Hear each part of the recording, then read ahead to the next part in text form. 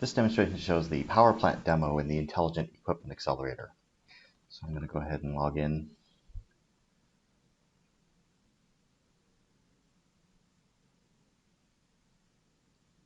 And you can see we have a map with a series of power plant sites here. And what I'll do is I'm going to run a simulation.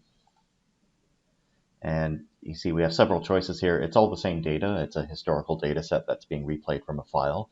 But we can either direct deliver, or we can send the data over JMS, or we can send the data over MQTT. So I'm just going to go ahead and use the direct delivery example.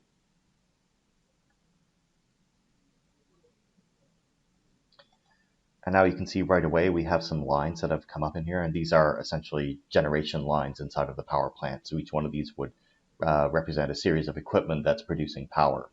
And you can notice there's some colored dots, and then there's some circles with numbers in them.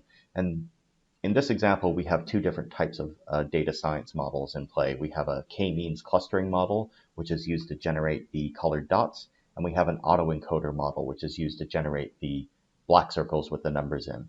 Now, what these two models are doing is looking at the current data as it's being pushed in, and it's comparing it against a historical data set and trying to come up with a classification.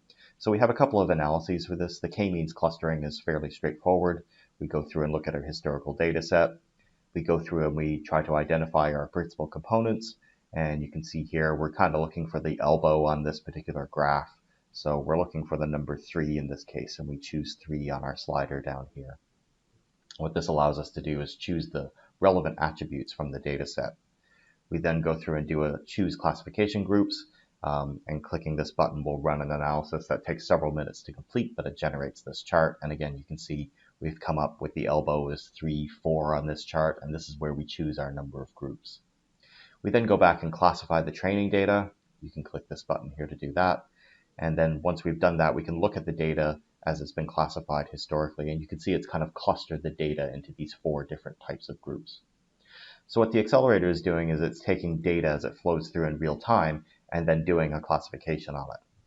If I go and drill down and select the plant, we can see a summary of those lines and the current state of those lines based on the colors that are generated. I can go ahead and pick Kmeans line 1.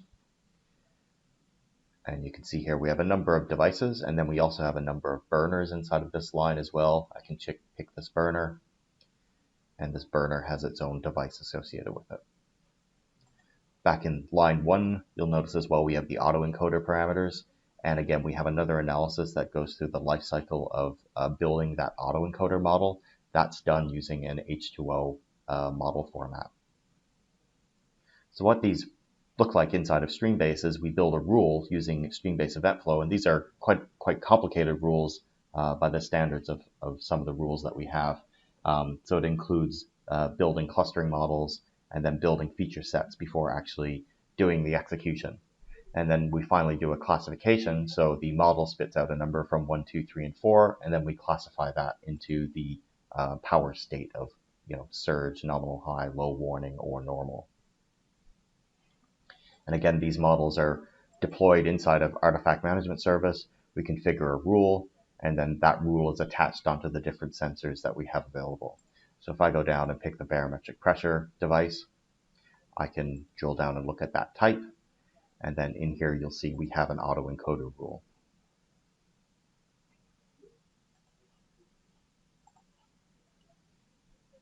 So the autoencoder produces 3 values. It gives you the cluster number, which is the number in the black circle. It gives you a distance and a reconstruction error. And these 2 numbers are used to actually measure how accurate the autoencoder actually is.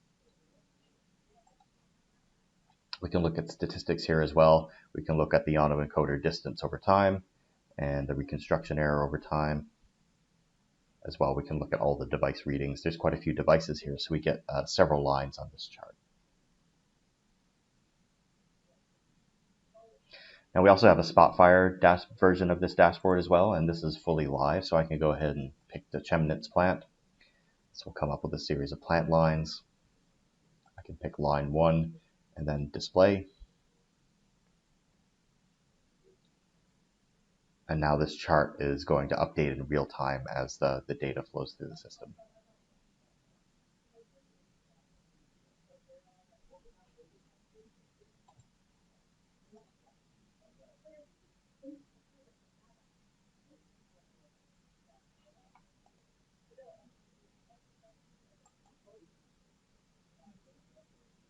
We have a number of alerts as well. So whenever we get a surge warning, which is the Kmeans clustering value, we're going to raise an alarm in response to that.